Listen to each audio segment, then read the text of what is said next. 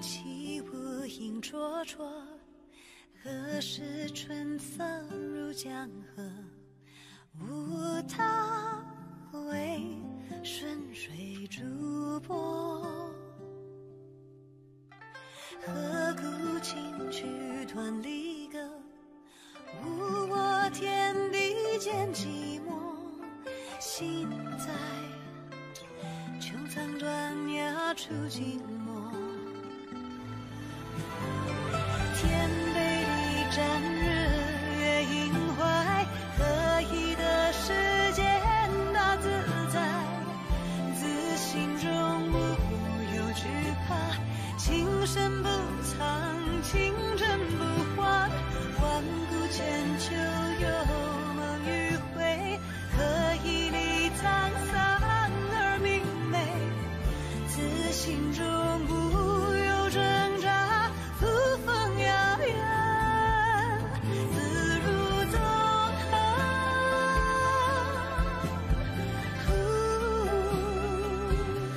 潇洒如梦，今后。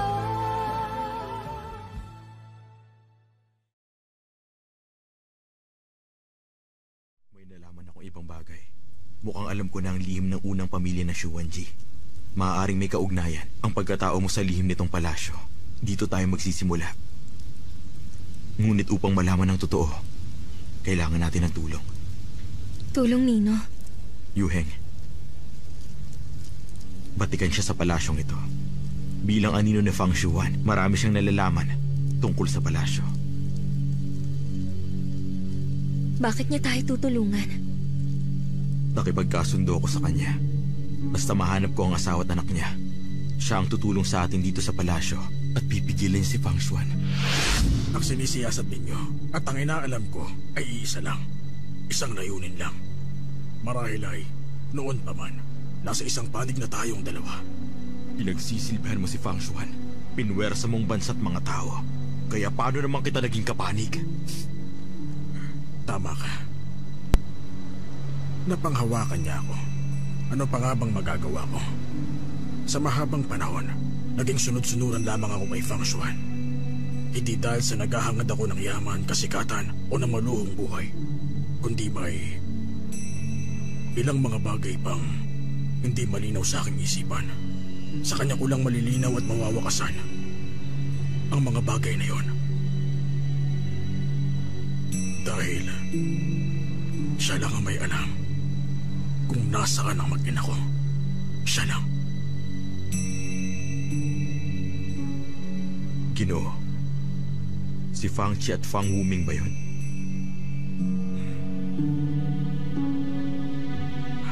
Batid kong maaaring hindi ko na sila makita pa. Ilang taon na akong nagsilbing mamamatay tao para kay Fang Xuan. Dahil lang sa sinabi niya sa aking buhay pa sila. Hindi ako nangangahas na suwain siya. Paano kung buhay pa nga silang dalawa?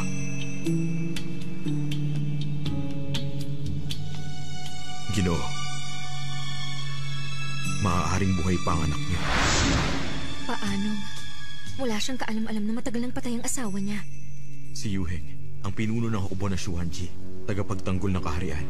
Nung nagbubuntis si Fang Chi, naganap ang sakuna sa Fufeng. Ang paglusob ng mga nilalang sa dagat ay nagpahirap sa mga tao at si Yuheng ang nanguna sa paglaban.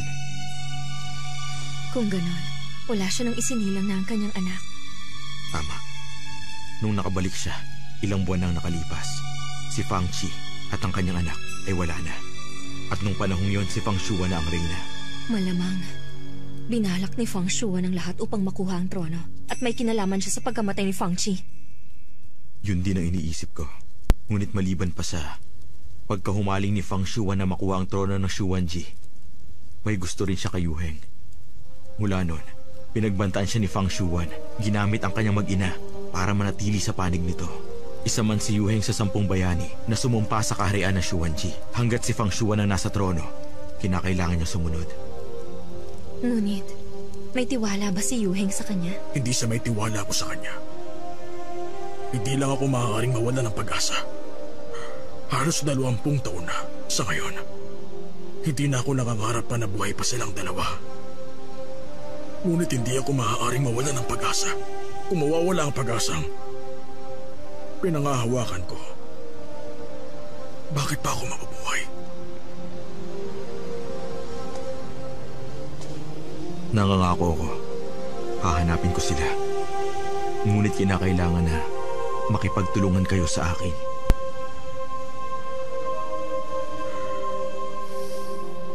Anong gagawin ko?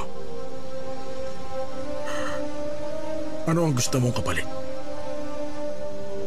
Kung talagang anak niyo siya, ang hiling ko lang ay magkasama kayong muli. Yun lang.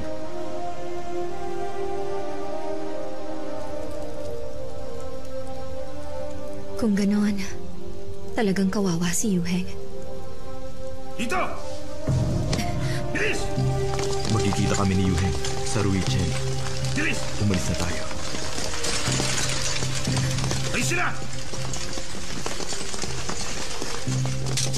Sa taas pa kayo!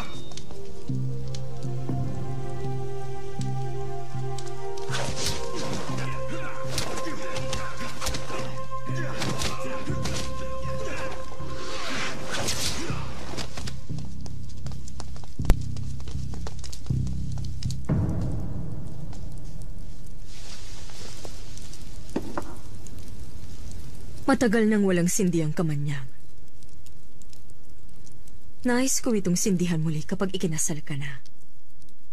Ngunit ngayon, mukhang hindi ko na kailangan pa ang bagay na ito. Jingshi, hindi mo ako masisisi. At ganon din si Jingfan. Ang sisihin mo ay ang pagiging kasapi mo ng unang pamilya. Mula nung araw na isilang ka, alam mo na dapat na ang iyong landas ay hindi magiging madali. Puno ng pagdurusa.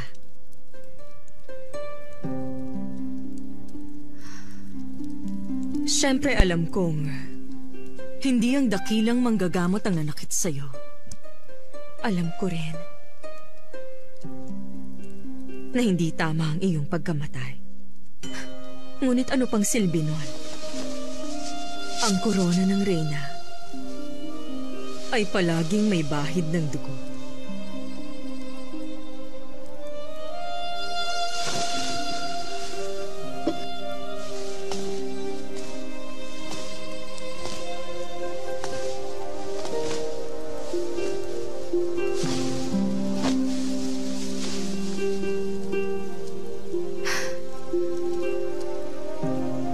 Ikaw ang sarili kong dugot laman na 9 na buwan kong ipinagbuntis. Paano ko naman gugustuhin maglaho ka?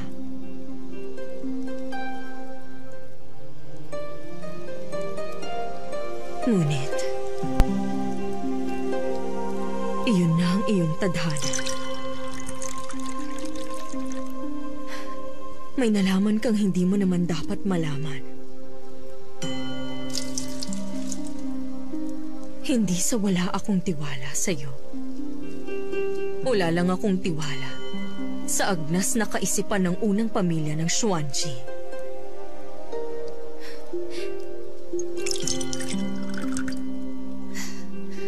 Ang trono, isang tao lang ang uupo sa kanya.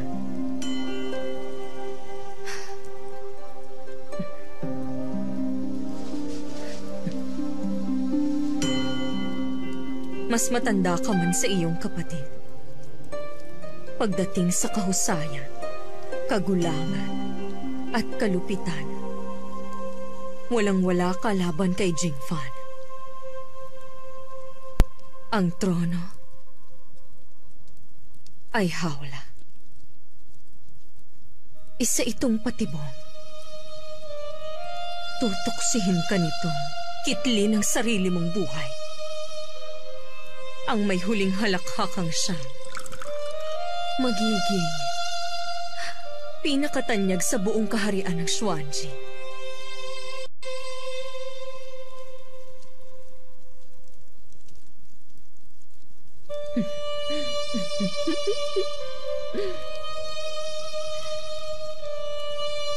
Isipin mong mapalad ka. Si Jingfang lang ang nag-iisa mong katunggali. Kung hindi ka aabot sa pagkakataong ito.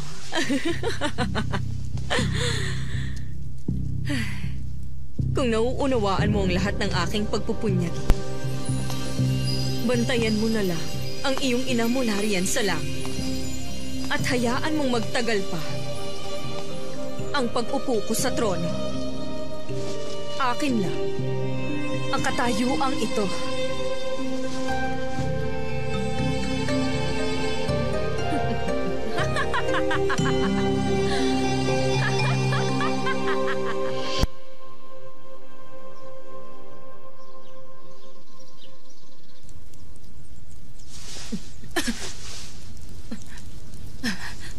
Anong nangyaring ito? Magsalita ka. Maraming sintomas sa inyong katawan. Mukha pang... Ang uri ng karamdamang ito. Mukha pong nalason kayo. Kabaliwan! Hindi kailanman malalason ang reyna ng Xuanji! Mali kayo. Mga tao lamang tayo na tinatamaan ng kamalasan at nalalason.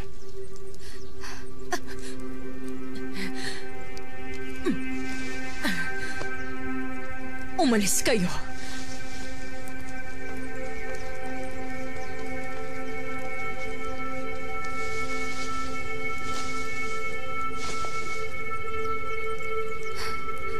Ligtas ako sa mahiwagang patak ng Phoenix. Walang anumang lason. Sa 5 kaharian ang maaaring makapinsala sa akin. Mahiwaga nga raw ang panlunas na yon. Ngunit hindi lahat ng tungkol doon ay may katotohanan. Kamahalan, dapat alam niyo yun. At ang lason na mula sa Chongqing ay hindi basta-basta nagagamot.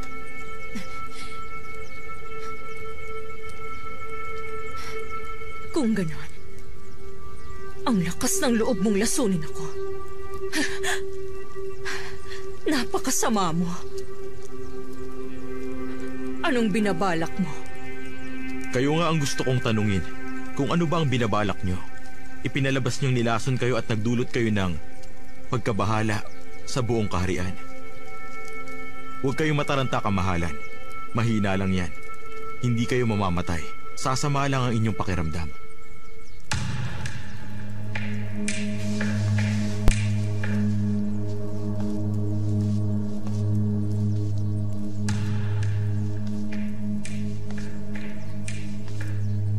Ikaw ang prinsipe ng imperial na lungsod.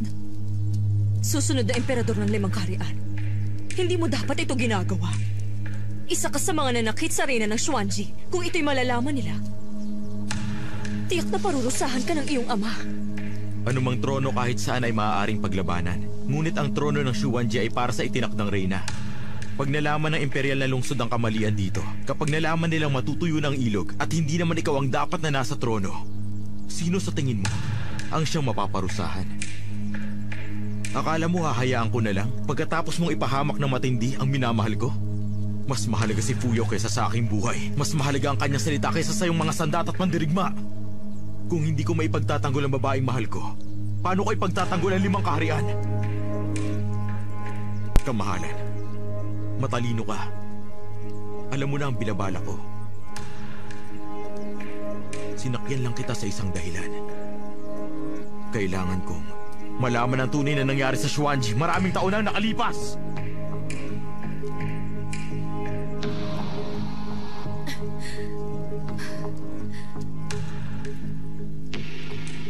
Kung kaya mong gawin.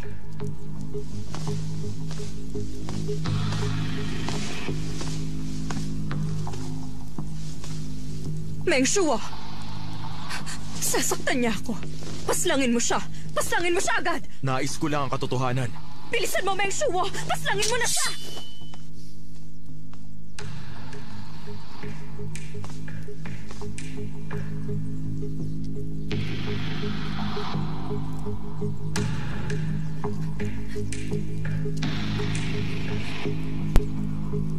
Pati ikaw.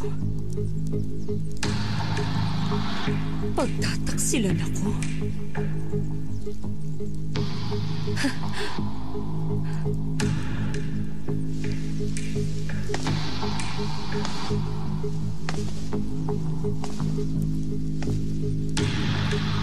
Paslangin mo na ako. Kesa malason pa nila ako. Mas nanaisin ko makamit ang kamatayan sa iyong espada. Nasaan ang aking mag-ina? Ituloy mo na.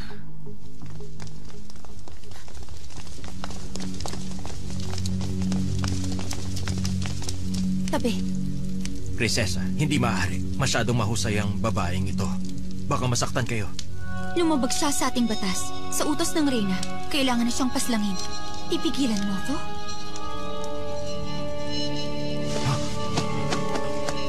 Ilabas ninyo ang taksil na babaeng yon! Kaso lang, prinsesa, nakatakas siya. Nakatakas?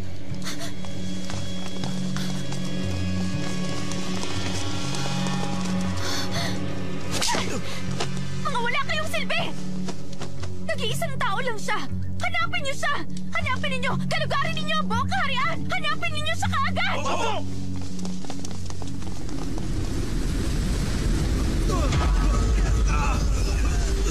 Tagasunod ko! Itigil mo ito! Walang sino ang dapat manakit kay Fuyaw! Ngunit bakit, Guro? Taksil ang babaeng yon! Alam mo ba ang kahilingan ng pagsuki sa akin?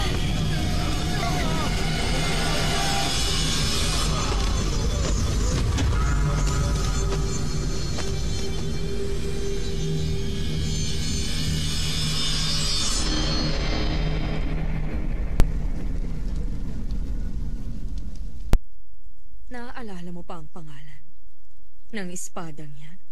Ang espada ng bituin. Ang 7 bituin ay may Tianshuan at Yu Heng. Ikaw yon at ako. Ginamit ko ang lahat ng yaman ng Xuanji para sa espada mong yan. Hindi ko akalaing sasaktan mo ko gamit ang espadang yan. Meng Shuo, maaari mo akong pagkaitan o baliwalain. Maaari mo rin akong pagtaksilan. Ngunit, maniwala kang kabutihan mo ang hangad ko. Hindi mo lang makita sa loob ng mahabang panahon na totoo ang pagmamahal ko. Ayokong pumasla na sino man! Ito na ang huling pagkakataon. Ang pinakahuli sa lahat. Kung papaslangin mo siya, pangako, sasabihin ko sa iyo ang lahat nang gusto mong malaman.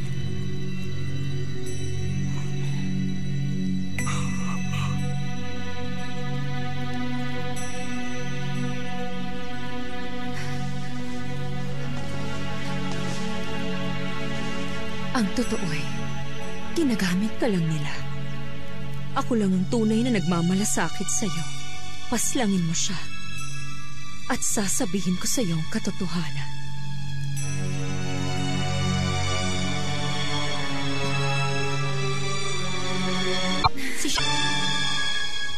Huli na ang lahat.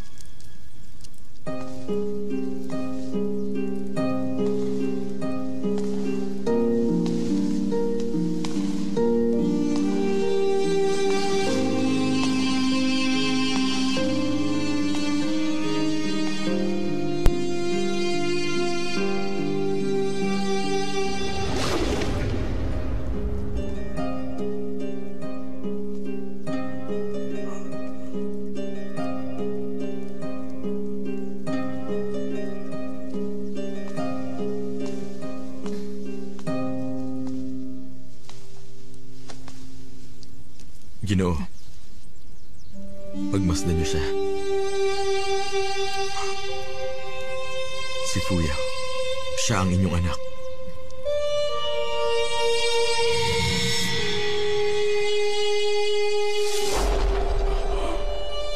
Fuyaw. Dahil siya si Fang Wu Ning.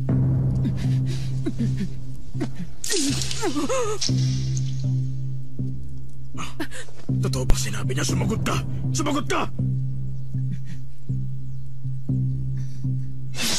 Sumagot ka! Nasaan na? Nasaan ang asawa at ang anak ko? Pagkatapos ng mahabang panahon, mas paniniwalaan mong salita ng taong hindi mo kilala? May tao bang hindi nagsisinungaling? Talagang kung ano-anong bagay ang ginawa nila, maagaw lang sa akin ng trono. Unay pinaslang nilang panganay kong anak na si Qingji. At ngayon, nilaso nila akong dalawa. Gumawa ng kasinungalingan para pag-awayin tayo. Nagdala pa ng huwad na nagpapanggap na iyong anak. Hindi mo ba maunawaan? Ginagamit ka lang nila. Bakit kita paniniwalaan? Dahil ang iyong anak ay matagal nang patay.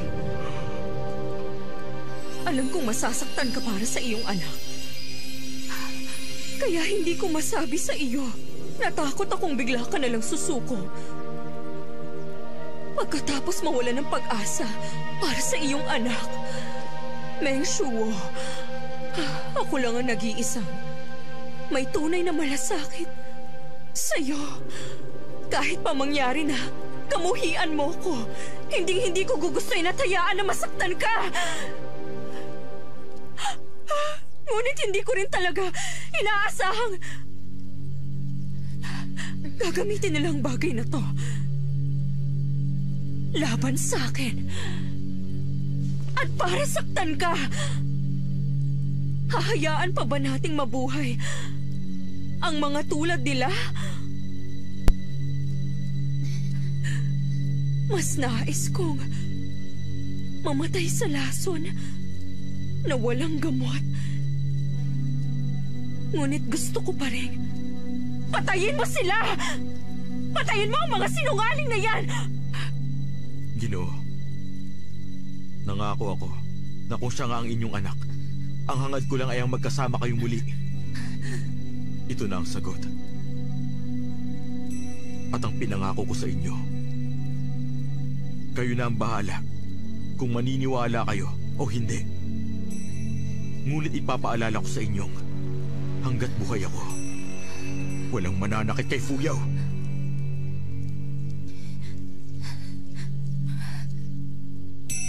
Meron akong paraan para malaman kung siya nga talagang tunay na anak ni Fangchi. Ano? Sindihan mo ang kamanyang.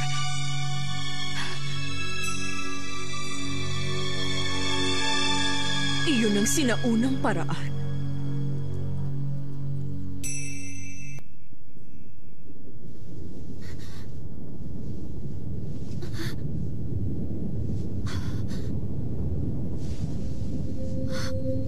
Guro? Guro, kayo ba yan? Guro!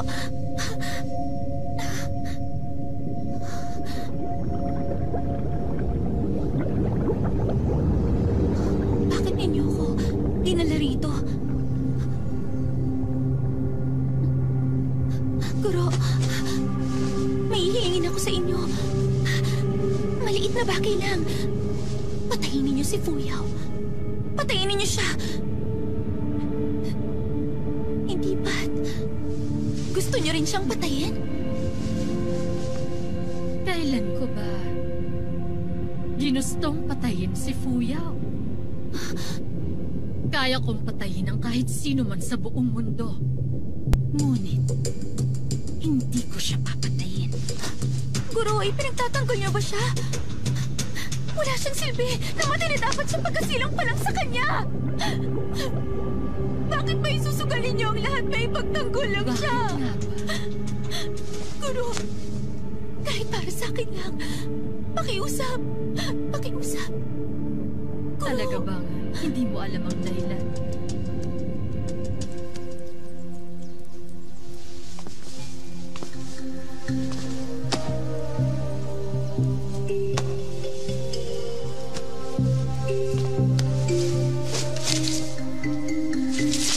Nakasaad sa kaugalian ng Xuanji Upang patunayang mula siya sa unang pamilya, kailangan ng buhok mula sa magulang at anak.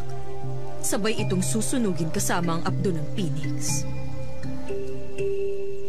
Ang sabi rito, kapag nasunog ng abdo, magliliwanag ng kulay pula ang kawa ng buwan. Kung mula nga kayo sa unang pamilya, at kung hindi, o kung hindi kayo magkaugnay, mababalot ng itim na hamog ang kawa. Ang sinaunang kaugalian ng Swansea, hindi ito magkakamali.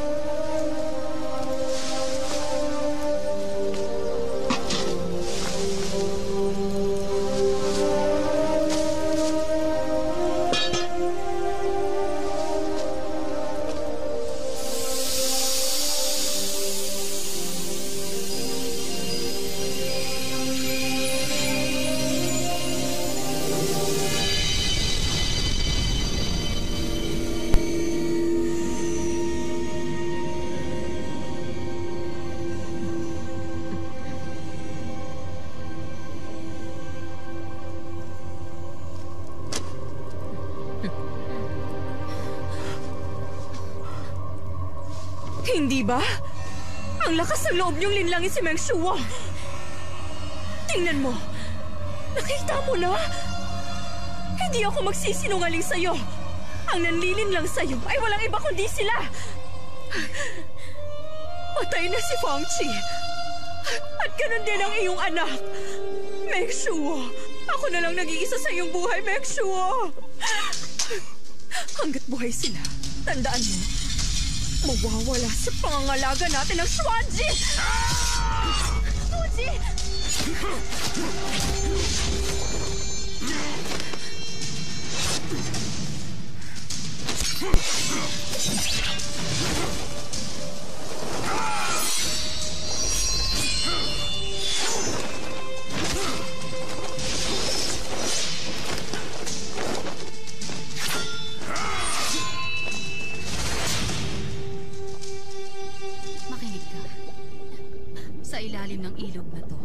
Naninirahan ang alab ng Phoenix. Ang tagapagmana ng Shuanji na may banal na palatandaan. Ang siyang tanging makakatawag nito.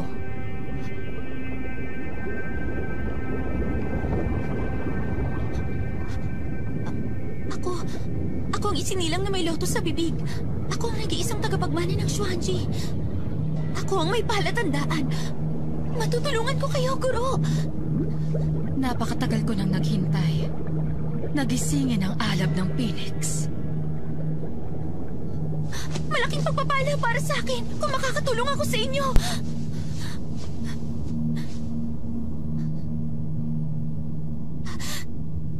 Pagkatapos ninyong magtagumpay rito,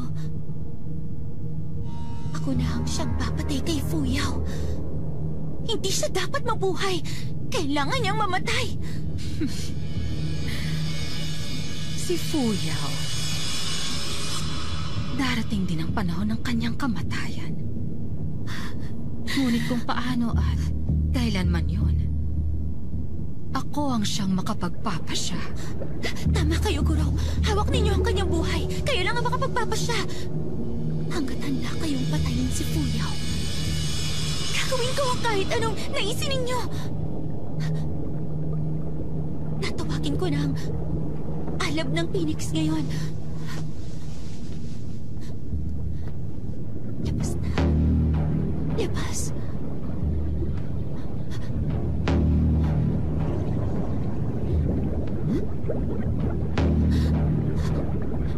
Nasaan ka? Labas na. Labas na. Labas na. Labas na. Nasaan ka? Labas na! Labas na!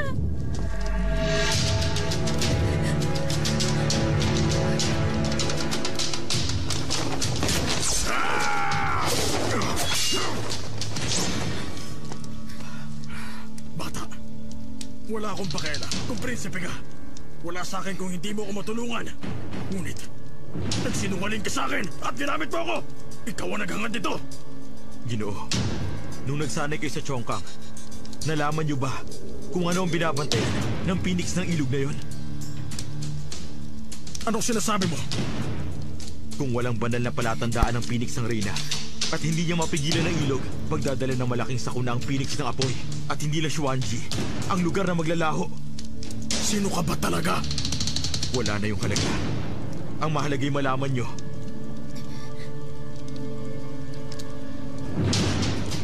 na siya ang inyong anak.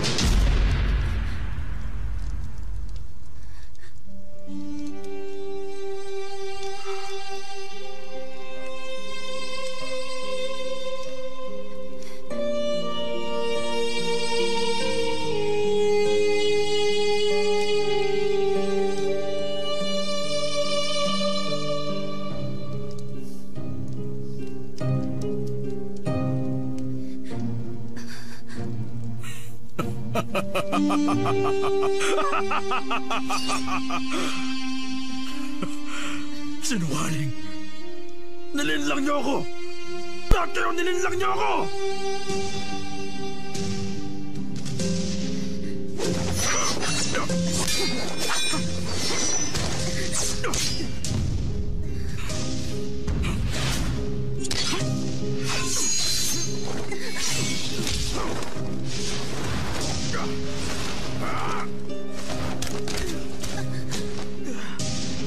Fuyaw!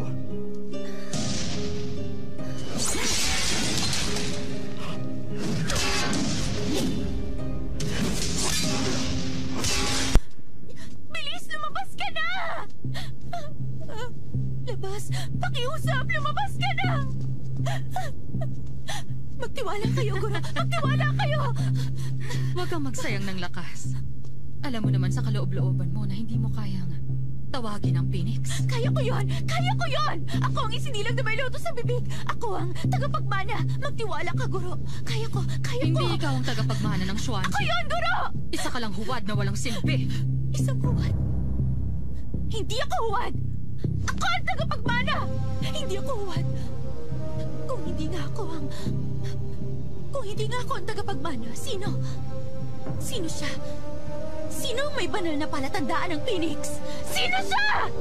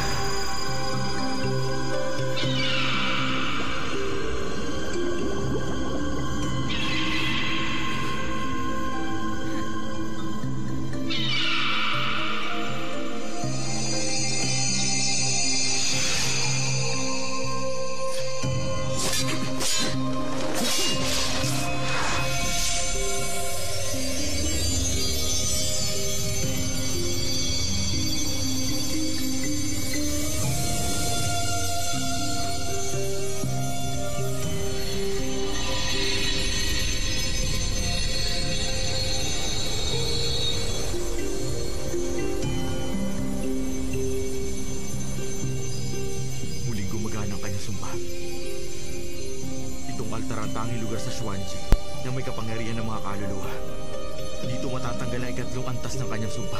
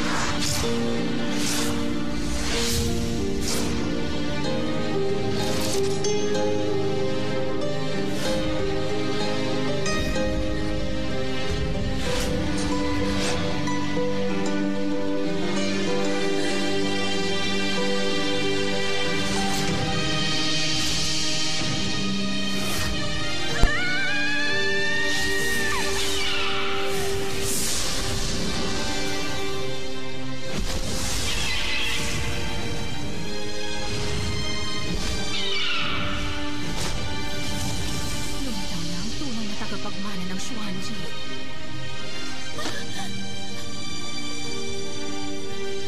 Sino siya? Si Fuya.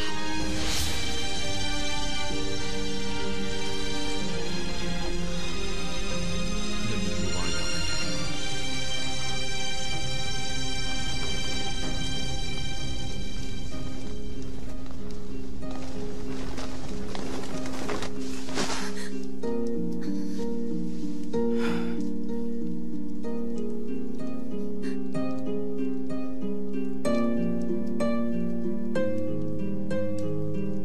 Ang banal na Phoenix ay lumitaw na. Yun ang... May dugong tumataloy sa apoy. Ang Phoenix ay ang reyna ng Xuanji. Ikaw ang tunay na tagapagmana ng Xuanji.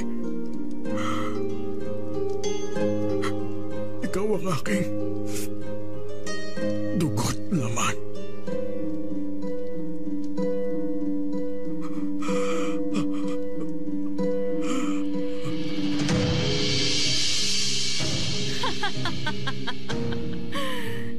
Sa wakas, dumating na rin ang araw.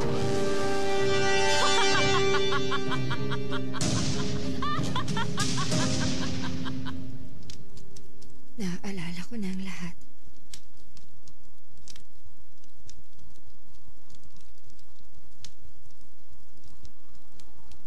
Ako ay isinilang sa palasyo ng Xuanji.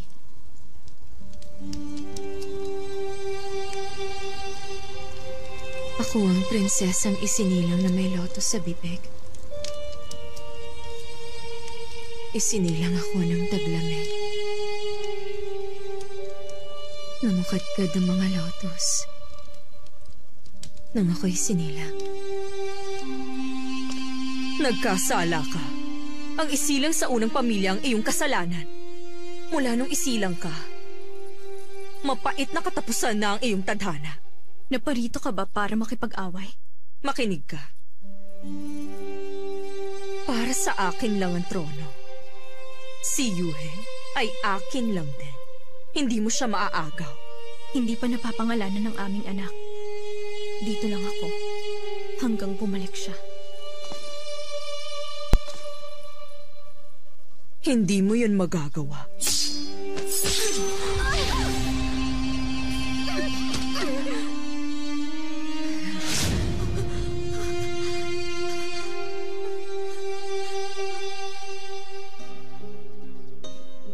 Si Xuan ang nagligtas sa akin. Siya ang tagapagsilbi ng aking ina.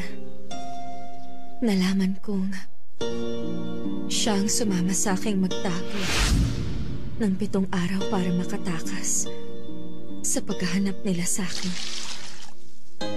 Sinabi niyang kalimutan ko ang pagkatao ko. Mula noon, ako na si Wuming. Inilipat si Xuan sa malamig na palasyo. Lahat ng pinakamahirap na gawain, inaya niyang mag-isa. Buksan mo ito! Gaano man kahirap ang buhay para sa amin. Ginawa niya ang lahat upang maitago ako. Iniliw ako sa kapahamakan. Gusto mo bang itago? Para itago ang aming lihim. Tiniis niya ang lahat ng uri ng kahihiyan. Malinaw ba?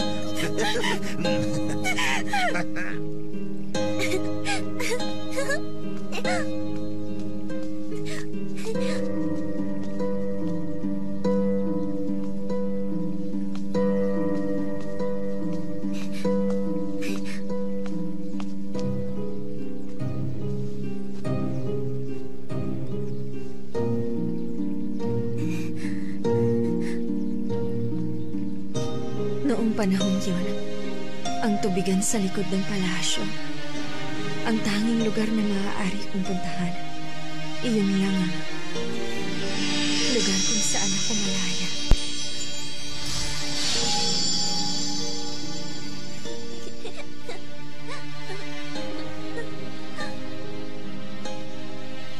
Iyon ang araw na nakilala ko siya.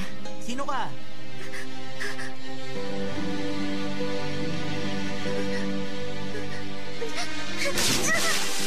Mas maginoo siya sa lahat ng aking nakilala. Mas malinis sa lahat ng lotus na aking nakita. Inisip ko, siya na yata ang pinakakahanga-hangang handog sa akin ng langit. Na paano ka? Ayos ka lang?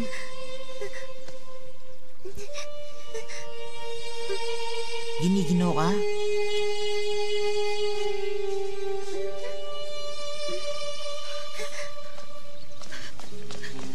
Tayo na.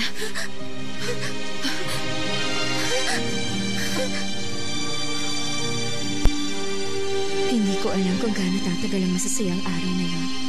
Kung saglit ba lamang iyon o panghabang buhay.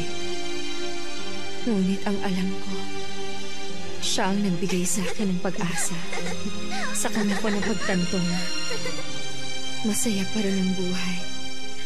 Nakarapat dapat ipaglaban. Ano ito?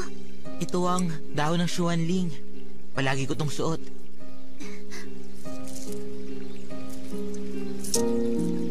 Sa'yo na to. Ituring mong sagisag ng ating pagkakaibigan. Wala pang sino mang nagkaloob ng handog sa akin. Wala na ako sa kaharian ng Xuanji bukas. Gusto mo bang sumama sa akin?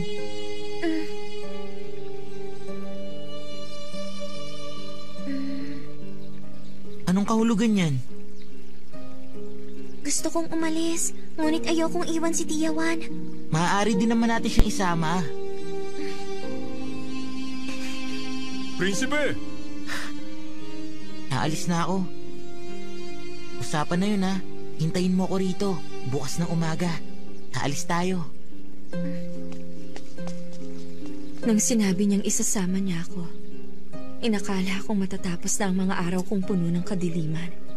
Iyon pala, ako ang sisira sa pangako at hindi magpapakita.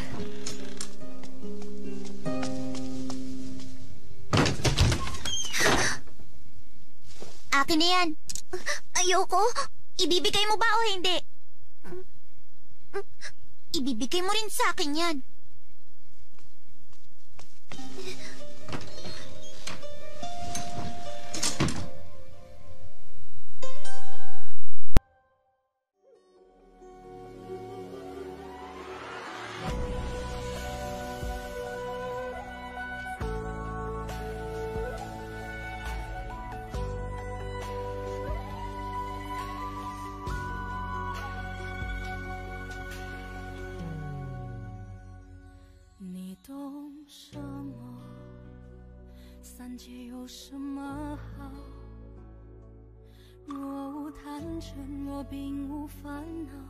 又怎能叫我一步三回头？为爱愁，为恨求，为情把魂魄都丢掉。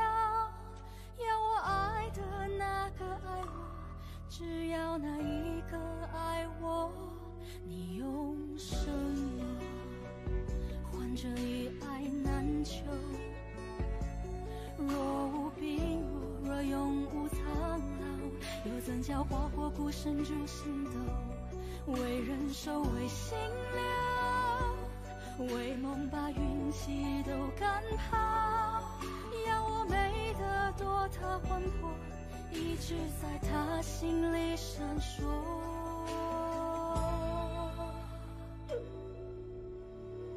有道说，此生所求，不过翻云覆雨厮守。若不得，执念悬心，眉头紧锁。有道说，来世若求，唯愿寒蝉仗马参透。梦为星球，赐我爱愁，半生着落，着落。有道说，此生所求，不过翻云覆雨厮守。求若不得，执念悬心，眉头紧锁。有道说，来世若求，唯愿寒蝉仗马参透。